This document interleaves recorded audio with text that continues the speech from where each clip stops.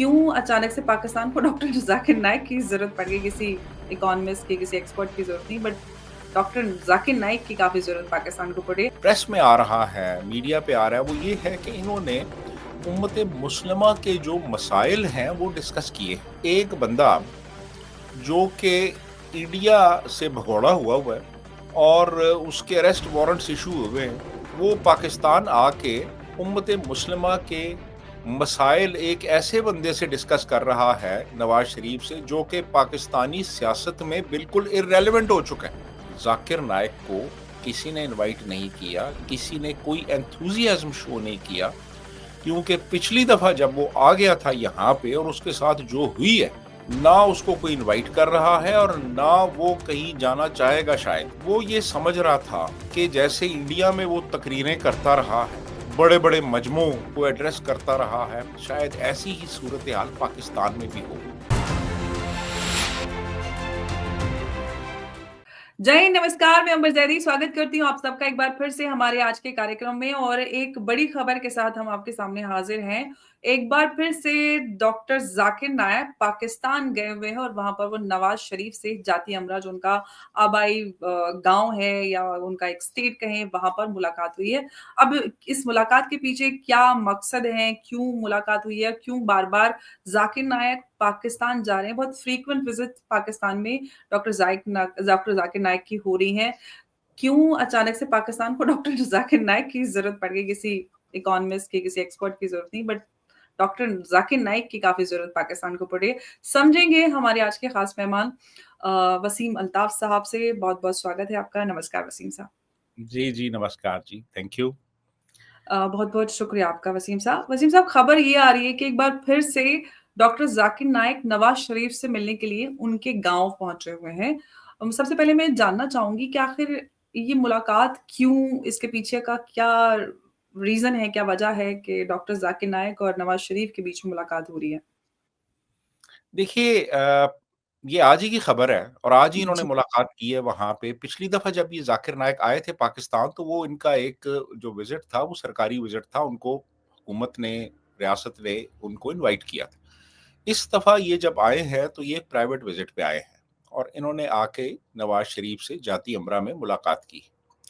अब जो प्रेस में आ रहा है, मीडिया पे आ रहा है, वो ये है कि इन्होंने उम्मत मुस्लिमा के जो मसाइल हैं, वो डिस्कस किए हैं।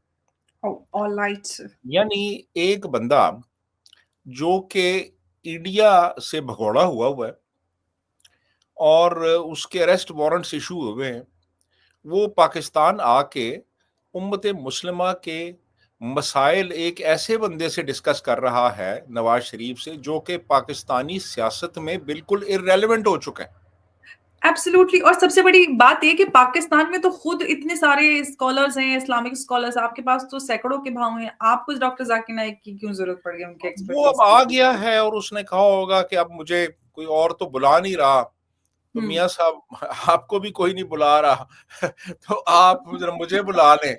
तो वही कहते हैं दोनों ना, मिल उन्हें और नहीं, बैठेंगे। उन्हें ठौर नहीं, कुछ तो कुछ ऐसी हाँ, कहावत है मिल नॉर्थ बैठेंगे दोनों और एक दूसरे के दुख-सुख जो हैं वो कुछ शेयर कर लेंगे। तो वो चला गया वहाँ पे। लेकिन इस दफ़ा उसे किसी ने भी इनवाइट नहीं किया। ज़ाकिर नाइक को किसी ने इनवाइट नहीं किया, किसी ने कोई एंथुसियाज़्म शो नहीं किया, क्योंकि पिछली दफ़ा जब वो आ गया था यहाँ पे और उसके साथ जो हुई है, ना उसको कोई इनवाइट कर रहा है और ना वो कहीं जाना चाहेगा शायद। क्योंकि वो ये समझ रहा था कि जैसे इंडिया में वो तकरीरें करता रहा है, बड़े-बड़े मजमों को एड्रेस करता रहा है, प्लांटेड सवाल एड्रेस करता रहा है, शायद ऐसी ही सूरत-ए-हाल पाकिस्तान में भी हो। लेकिन यहाँ पे एक्सपीरियंस मुख्तलिफ था। यहाँ पे उसको बड़े टफ क्वेश्चंस का सामना करना पड़ा एब्सोल्युटली। और वो मुकम्मल तौर पे एक्सपोज़ होके, नंगा होके वो यहाँ से गया और अब ये पता नहीं क्यों आ गया है दोबारा। यानी मेरे ख़्याल में कोई बाइज़्ज़त आदमी होता तो शायद दोबारा पाकिस्तान का रुख ना करता, कहीं और जाता। लेकिन वो दोबारा आ गया है, एक इर्रेलेवेंट आदमी और एक इर्रेलेवेंट बंदे से आके वो मुलाकात कर रहा है। तो मुझे थोड़ी हैरत हुई है, क्या बात करनी है इन्होंने एक दूसरे जी, उम्मत लेकिन वसीम साहब सवाल तो निकल कर आता है कि डॉक्टर ज़ाकिर नायक वहाँ पर बुलाए जाते हैं। अगर उनको ऑफ़ कोर्स नवाज़ शरीफ ने बुलाया होगा, उनको अहम बातें कुछ उनसे डिस्कस करना होंगी, इसलिए उनको पाकिस्तान बुलाया और वो भी बहुत बिज़ी होते हैं, उनके पास सामान भी बहुत ज़्यादा होता है। जैसे कि आपको याद होगा कि कस्टम को लेकर उनको डिस्काउंट चाहिए था 100%। तो ऐसे में जब उनका विज़िट करना इतना आसान नहीं होता, वो पाकिस्तान पहुँचे हैं, तो ज़रूर बहुत सारी और बहुत बड़ी अहम बातें होंगी जो नवाज़ शरीफ और डॉक्टर ज़ाकिर नाइक के बीच में डिस्कस होंगी। तो आपको क्या लग रहा है कि उनके बीच में क्या कुछ बातें डिस्कस हो सकती हैं? क्या इस विज़िट के पीछे का मकसद हो सकता है? देखिए जी, बातें क्या डिस्कस होनी है इनके दरमियान। इनकी अब पाकिस्तान में ज़ाकिर नाइक की क्या हैसियत है और क्या अहमियत है, और नवाज़ शरीफ की क्या हैसियत रह गई है अब। ये जो इनकी हुकूमत है, जो इसकी परफ़ॉर्मेंस रही है, यानी तकरीबन 1 साल से ज़्यादा हो गया है, उससे पहले भी इंटरिम गवर्नमेंट थी। तो ये लोग इस वक़्त मुकम्मल तौर पे अपनी पब्लिक सपोर्ट खो चुके हैं। नवाज़ शरीफ अब उसकी कोई पब्लिक अपीयरेंस होती ही नहीं है। उसके पास कहने को कुछ रह ही नहीं गया। वो जो वोट को इज़्ज़त दो का नारा लगाता था, वो तो बिल्कुल अब दूसरी साइड पे चला गया। महँगाई की सूरत-ए-हाल देखें, जो लॉ एंड ऑर्डर की सिचुएशन देखें, जो पॉलिटिकल इस वक़्त एक मुल्क के अंदर इंस्टेबिलिटी है, इकोनॉमिक क्राइसिस है, हर चीज़ की कीमतें बढ़ाई जा रही हैं। तो उसके पास क्या है कहने के लिए? कुछ भी नहीं है। ज़ाकिर नाइक जो है उसके पास भी कुछ कहने के लिए नहीं है। वो पिछली दफ़ा अच्छी खासी अपनी बेइज़्ज़ती करवा के गया यहाँ से। उसको तो इ मतलब यही पता नहीं कि एक मुल्क जिसने आपको एक स्टेट गेस्ट के तौर पे इनवाइट किया है, आपने क्या बातें करनी है वहाँ पे। उसने आते ही पहली बात ये की कि 600 किलोग्राम एक्स्ट्रा मैं सामान अपना बैगेज लेके आ रहा था, पीआईए को मैंने कहा तो उन्होंने मुझे 100% डिस्काउंट नहीं दिया, उन्होंने 50% डिस्काउंट की बात की। उसने तो पहली बात ही ये की थी, और उसने कहा जी इंडिया में तो मुझे 100% डिस्काउंट मिलता रहा है। तो आप ज़रा पूछिएगा अपने वो जो इंडिया में लोग बैठे हैं कि वो इसे क्यों 100% डिस्काउंट देते रहे, इस शख्स को। वो तो रिकवर करें इससे सारा। अच्छा, दूसरा फिर यहाँ पे अब जब ये आया है तो अब इसने क्या कहा होगा नवाज़ शरीफ को? यही कहा होगा जी, तो मैं तो बड़ी उम्मीदें लेके आया था कि पाकिस्तान में मुझे जो है वो ऐसे खुली बाहों के साथ लोग हाथों-हाथ आएँगे, लिया जाएगा एकदम। हाथों हाथ लेंगे, गले से लगाएँगे और मेरे से मुश्किल सवाल नहीं करेंगे, मेरे से आसान-आसान सवाल करेंगे। बल्कि मैं तो समझा था कि कोई ऐसा अरेंजमेंट किया जाएगा कि वो सवाल जो हैं वो मैं दूँगा और ये सवाल वो करेंगे मेरे से, जैसे इंडिया में होता रहा है। लेकिन इन्होंने तो वो सवाल कर दिए जो आउट ऑफ कोर्स थे, आउट ऑफ गेस थे। तो मेरे पास तो कोई जवाब ही नहीं था, तो मेरी बड़ी बेइज़्ज़ती हुई है यहाँ पे। मुझे कम से कम कुछ बता तो देते कि ऑडियंस कैसी है और सवाल क्या होंगे। तो एक तो उसने ये गिला किया होगा नवाज़ शरीफ से और कहा होगा जी कि मैं तो बड़ी उम्मीदें लेके आया था यहाँ पे। मैं तो अपनी यहाँ पे कोई कॉन्स्टिट्यूएंसी बनाना चाह रहा था। मैं तो चाह रहा था कि इंडिया ने मुझे निकाल दिया तो मैं पाकिस्तान आके यहाँ पे रहूँगा। यहाँ पे मेरे बड़े मद्दाह होंगे, मेरे बड़े फॉलोवर्स होंगे, मुझे सपोर्ट होगी आप लोगों की। मैं अपना कोई मदरसा कायम करूँगा यहाँ पे। तो यहाँ तो कुछ भी नहीं हुआ। तो मियाँ साहब ने कहा होगा यार हमारे हालात भी काफ़ी ख़राब हैं। तो बैठे आप, कोई चाय-वाय आपको पिलाते हैं, कोई अच्छी-सी आपको इफ्तारी करा देते हैं। कोई पकौड़े समोसे खाएँ, हैं जी, कुछ चाट खाएँ यहाँ बैठ के, उसके बाद जाएँ आप। तो मेरा वापस ख़्याल है मेरे कि ये किस्म की बातें हुई होंगी। बाकी ये है कि लास्ट टाइम जब ये यहाँ पे मौसूफ़ आए थे, हुँ।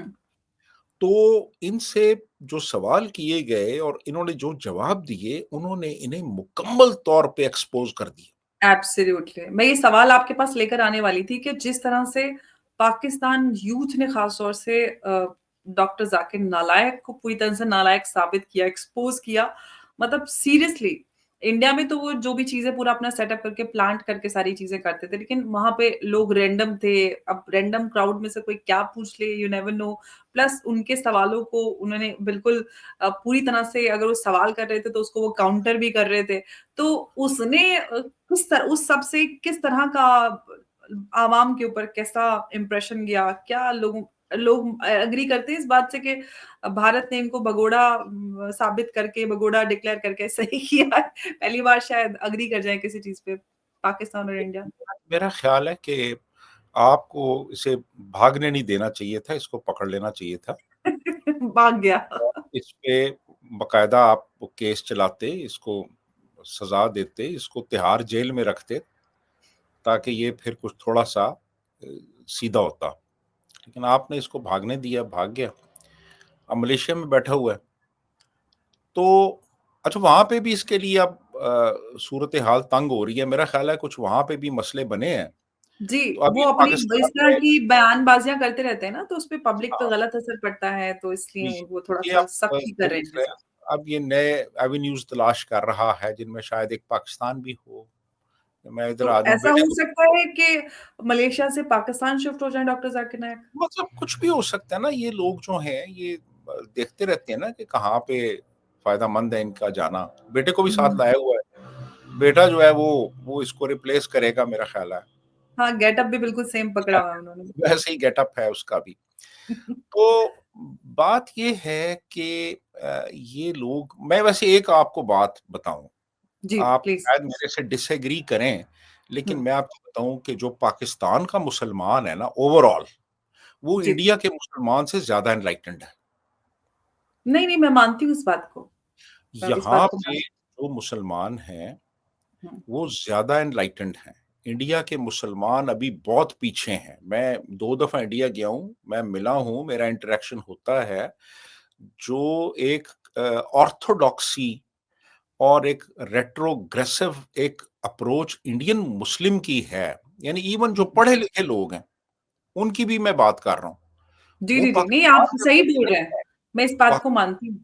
पाकिस्तान के जो भी मुस्लिम्स हैं, यानी ठीक है, यहाँ पे वो भी चल रहा है सिलसिला, एक मज़हबी रिग्रेसिव मज़हबी माइंडसेट ये सारी चल चीज़ें। रही है, लेकिन इसके बावजूद भी हम लोग यहाँ पे जो एक कॉमन एक एवरेज पाकिस्तानी है, वो कहीं ज़्यादा एनलाइटेंड है इंडियन मुसलमानों के मुकाबले में, क्योंकि यहाँ पे उनका वो आइडेंटिटी का मसला नहीं है जो इंडिया में मुसलमानों का है।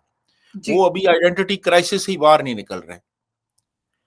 और वो अभी मैं देख रहा था, वो अलीगढ़ यूनिवर्सिटी में कोई फंक्शन था, तो वो जनाब वो गोटे की वो शेरवानियाँ पहनी हुई और हाथों में तलवारें पकड़ी हुई और बग्गी में बैठे हुए। यार ये क्या, मतलब ये कौन-सा कल्चर है और क्या आप दिखा रहे हैं?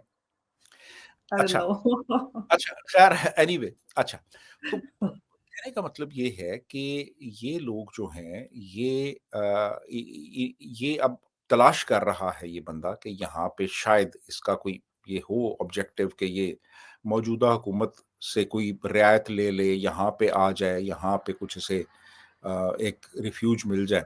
कोई इस तरह का सिलसिला हो सकता है, बिल्कुल। लेकिन लास्ट टाइम जब ये यहाँ पे आया था, तो यकीन कीजिए कि लोगों ने इसकी खाल उतार दी थी, इस शख्स की। इससे ऐसे-ऐसे सवालात किए कि जिनके जिनके कोई जवाब ही नहीं थे इसके पास। वो एक लड़का है, वाजिद एहसास, जी। हमारा दोस्त ही है मुझे वो। मुझे बिल्कुल मैंने देखा हाँ, था उनका वीडियो। वाजिद ने उससे एक सवाल किया। वाजिद ने कहा जी कि मैं 4 साल से प्रैक्टिसिंग मुस्लिम नहीं हूँ। मेरा मज़हब से कोई लेना-देना नहीं है, लेकिन मैं एक अच्छा इंसान हूँ। मैंने किसी के साथ धोखा नहीं किया, फ्रॉड नहीं किया, मैं झूठ नहीं बोलता, मैं सच बोलता हूँ। मैं अपनी कमिटमेंट्स पूरी करता हूँ, मेरा अखलाक अच्छा है। तो रिलिजियस ना होने से मुझे क्या फ़र्क पड़ता है? मैं एक अच्छा इंसान हूँ। अगर मैं रिलिजियस नहीं हूँ, तो इससे क्या फ़र्क पड़ता है? अब इस सवाल का ज़ाकिर नाइक के पास कोई जवाब नहीं था। तो ज़ाकिर नाइक वो इधर-उधर की मारता रहा और फिर आखिर में कहता है कि तुम मुसलमान नहीं हो, तुम मुसलमान हो जाओ, तुम मुर्ताद हो रहे हो, तुम ये है। उसको टारगेट करना शुरू कर दिया उसने। इसी तरह एक लड़की ने सवाल किया कि जी बिल्कुल। हमारे यहाँ जो है मज़हबियत भी बढ़ती जा रही है और इखलाकी पीडो बुराइयाँ भी बढ़ती जा रही हैं, जी, पीडो पीडोफिलिया पीडो बढ़ रहा है। पीडो एग्ज़ैक्टली पीडोफिलिया और पे सवाल किया। पीडोफिलिया हमारे जो जो मदारिस हैं उनमें पीसी भी स्कॉलर थी उसका सवाल, आई रिमेंबर दैट। उस लड़की ने सवाल किया, हुँ, तो उन्होंने उस लड़की पे भी चढ़ाई कर दी। He had no answer. उन्होंने कहा जी इस्लामी मुआशरे में तो पीडोफिलिया हो ही नहीं सकता। तो इस्लामी मुआशरे में इस्लामी सज़ाएँ भी तो हैं ना। सज़ाएँ तभी होती हैं ना कि कोई क्राइम ऑफ होता कोर्स है। कुछ हो रहा है अब, बिल्कुल। हाँ, तो ये आप कैसे कह सकते हैं कि इस्लामी मुआशरे में ये चीज़ें नहीं हो सकती, ये सज़ाएँ जो है ये सज़ाएँ फिर क्यों हैं? ठीक है? कोई जवाब नहीं था उनके पास।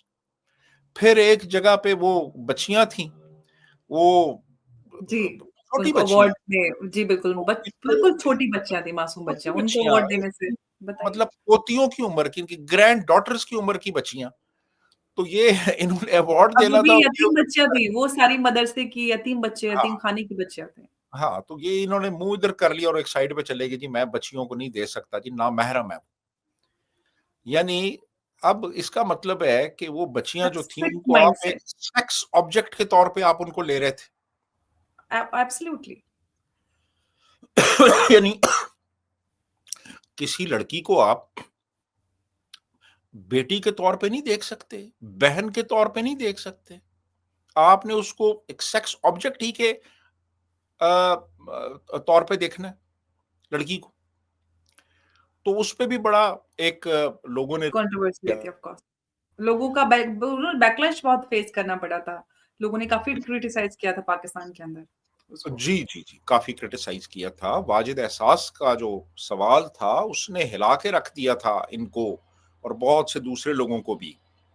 और उस लड़की का सवाल भी बड़ा जानदार था और एब्सोल्युटली। उसके पास कोई जवाब नहीं था। तो जब जवाब नहीं होता तो फिर उसका हल ये लोग निकालते हैं कि दूसरे को टारगेट करना शुरू कर दो। उसकी जो पर्सनैलिटी है, जो उसकी उस बंदे की विक्टिम शख्सियत शेमिंग। है, उसको टारगेट करो और जी। उसको उस पे हमला करो। क्योंकि आपके पास लॉजिकल जवाब तो है नहीं।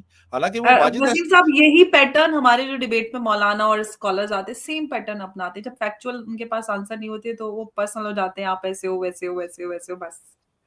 ये इनका पैटर्न है सबका एक जैसा। ये पैटर्न है ना, उसकी वजह ये है कि देखें, बहुत सी चीज़ों का तल्लक फ़ेथ के साथ है। जिन चीज़ों का तल्लक आपके अकीदे के साथ है, आपके फ़ेथ के साथ है, आप बस सीधी तरह कहिए जी हमारा फ़ेथ है ये। हुँ। आप जब उसको फ़ेथ को आप यानी लॉजिकली आप साबित करने की कोशिश करते हैं, तो फिर काउंटर आर्गुमेंट्स भी आते हैं और उन काउंटर आर्गुमेंट्स के आपके पास जवाब नहीं है। तो आपके पास चूँकि जवाब नहीं है, तो फिर आप एग्रेसिव हो जाते हैं। आप दूसरे बंदे को टारगेट करना शुरू कर देते हैं।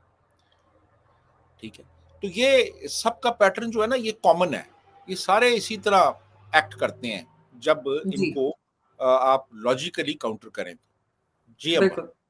वसीम साहब, अब इस पूरे एपिसोड से तो ये निकल कर आ रहा है कि डॉक्टर ज़ाकिर नायक को पाकिस्तान जाना क्यों पड़ा और इसके पीछे जो मकसद हो सकता है वो ये हो सकता है कि अब मलेशिया में भी उनकी दाल नहीं गल रही है तो पाकिस्तान शिफ्ट हो सकते हैं। अब उसमें ये है कि वो पाकिस्तान आ जाते हैं तो इसके पीछे पाकिस्तान का क्या इंटरेस्ट, पाकिस्तान को इससे क्या फ़ायदा होने वाला है? डॉक्टर ज़ाकिर नायक को तो ये फ़ायदा हो जाएगा कि उनका एक बेस क्रिएट हो जाएगा, उनको एक रेफ्यूज मिल जाएगा।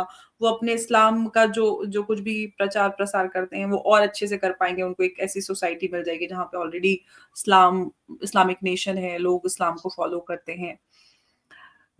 ऐसे में जब पाकिस्तान के अंदर सिक्योरिटी क्राइसिस है, पॉलिटिकल इंस्टेबिलिटी है, प्लस इकोनॉमिक क्राइसिस है, ऐसे में डॉक्टर ज़ाकिर नाइक को लेके आना नवाज़ और शहबाज़ शरीफ के द्वारा, ये अ, आपको नहीं लगता कि महँगा पड़ सकता है उनके लिए? मेरा ख़्याल है इनको इनवाइट नहीं किया गया।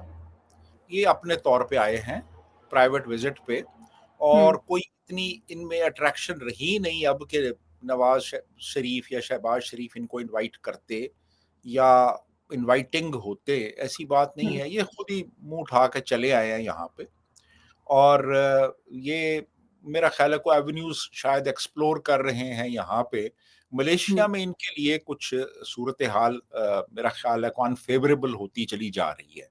तो जी। ये कुछ नए एवेन्यूज़ एक्सप्लोर करने के लिए आए हैं, लेकिन इनको पता होना चाहिए कि इनकी दाल शायद अब ना गले यहाँ पे, ये अपने आप को मुकम्मल तौर पे पिछले विज़िट में एक्सपोज़ कर चुके हैं। तो अब ये यहाँ पे आए हैं, ये देखेंगे कुछ इधर-उधर।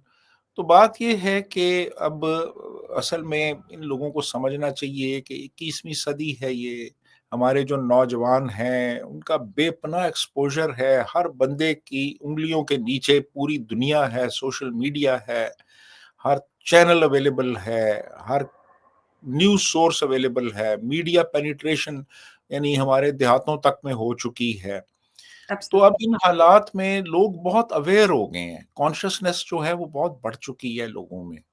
तो अब ये खड़े होके कहानियाँ सुनाना, फेयरी टेल सुनाना, किस्से सुनाना, घड़ी-घड़ाई बातें लोगों को सुनाना उन्होंने और एक बड़ा एक फीमेल इंटरव्यूअर को भी बोला था कि कुछ सेकंड ना देखें तो आदमी नॉर्मल नहीं है, खराब है, समथिंग समथिंग। आपको याद होगा वो भी। हाँ, हाँ, हाँ, हाँ, इन्होंने तो कहा इस था तरह जी की बातें आप कर रहे हैं एक फीमेल इंटरव्यूअर्स के यानी आप एक फीमेल इंटरव्यूअर को आप कुछ देर के लिए देखें, तो आप एक्साइट हो जाएँगे।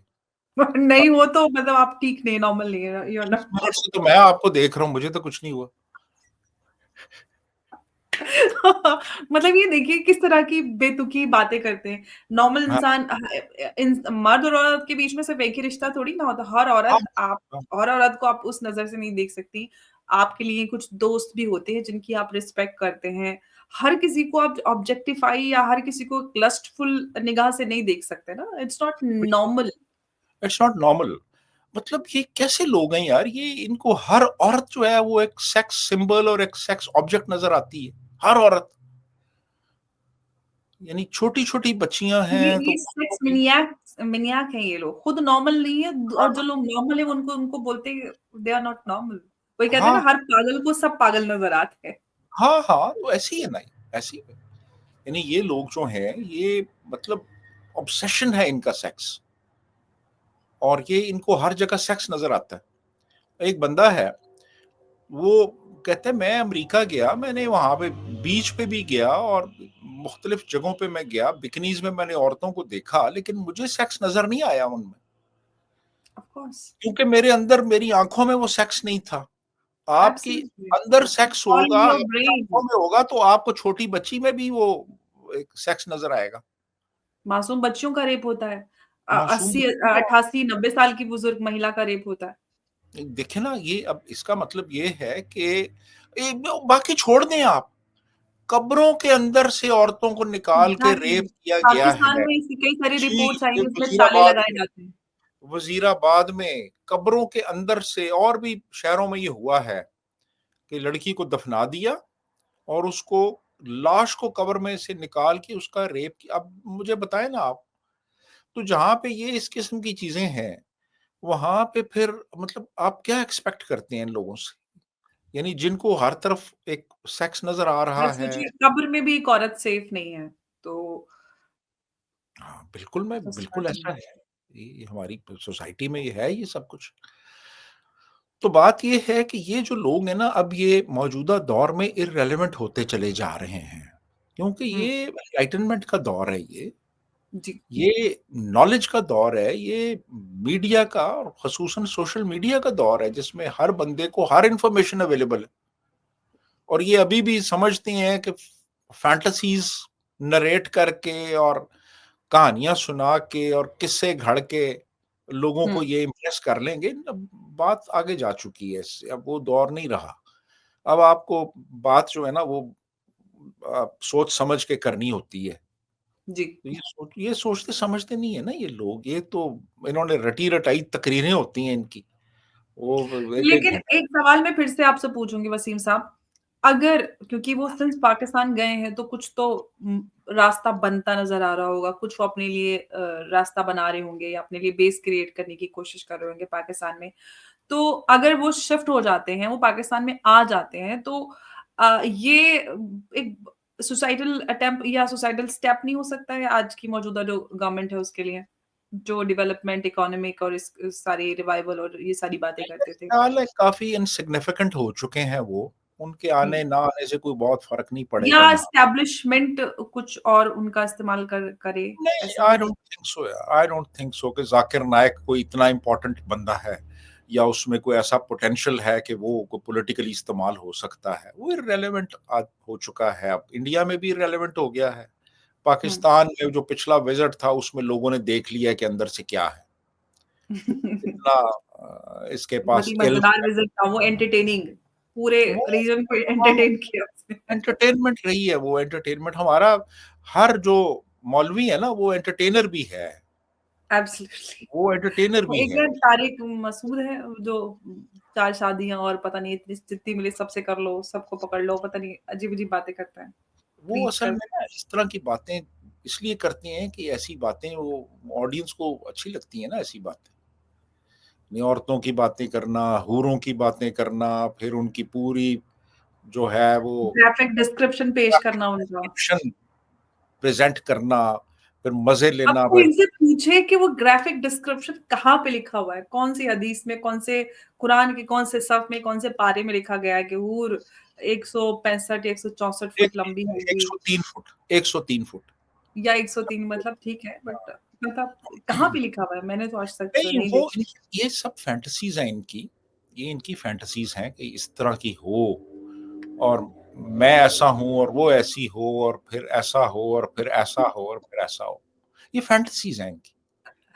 तो ये अपनी फैंटेसीज़ शेयर करते हैं लोगों के साथ और वो लोगों को पसंद आती हैं इस किस्म की बातें जो हैं, जी, मज़े लेते हैं। तो वो फिर इनकी मार्केट वैल्यू बढ़ती है, पैसा आता है। बिल्कुल। जी, तो बिल्कुल। ये और अब तो सारे प्रीचर इतने फेमस हो रहे हैं, वो तो मतलब सेलिब्रिटीज़ बन गए हैं। अब ख़ास तौर से पाकिस्तान में भी वहाँ पाकिस्तान में तो बहुत सारे, इंडिया में भी इस तरह के प्रीचर्स अब निकल-निकल के आ रहे हैं। डॉक्टर ज़ाकिर नाइक तो इंडिया से भाग के अब फ़िलहाल आपके वहीं पे पहुँचे हुए हैं।